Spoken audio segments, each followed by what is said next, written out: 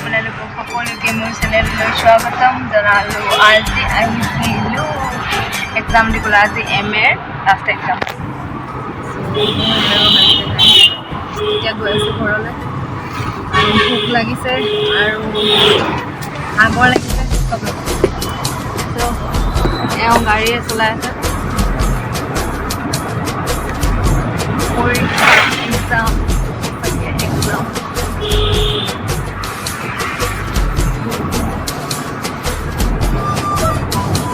কেনেকুৱা লাগিছে গাড়ী চলাই? ভাল লাগিছে?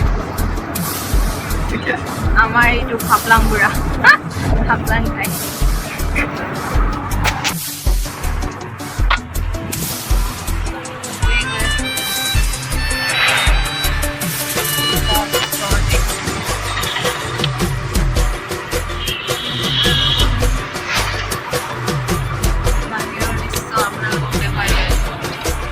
সেউজীয়া গছ গছনিবোৰ দেখি পেলাই মোক এটা আপোনালোকৰ ওচৰত আহ্বান জনাবলৈ মন গ'ল। চ' মোৰ মনৰ পৰা কৈছোঁ, আপোনালোকে কি ভাবে আপোনালোকেও জনাবচোন।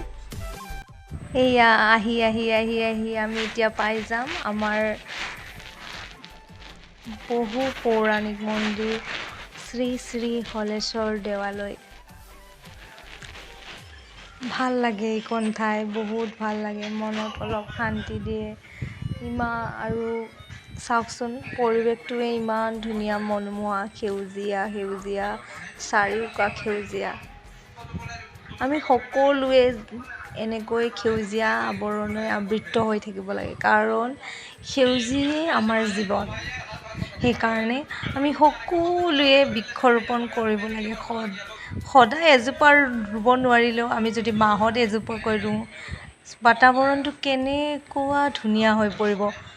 যিহেতু আজিকালি কিমান উত্তাপ বাঢ়িছে, গছ গছনিবোৰ যদি আমি অযথা যধে মধে কাটি নেপেলাওঁ আৰু সেইবোৰ যদি আমি ধুনীয়াকৈ বচাই ৰাখোঁ, আমাৰ কাৰণেই, আমাৰ ভৱিষ্যত প্ৰজন্মৰ কাৰণে কিমান লাভৱান হ'ব।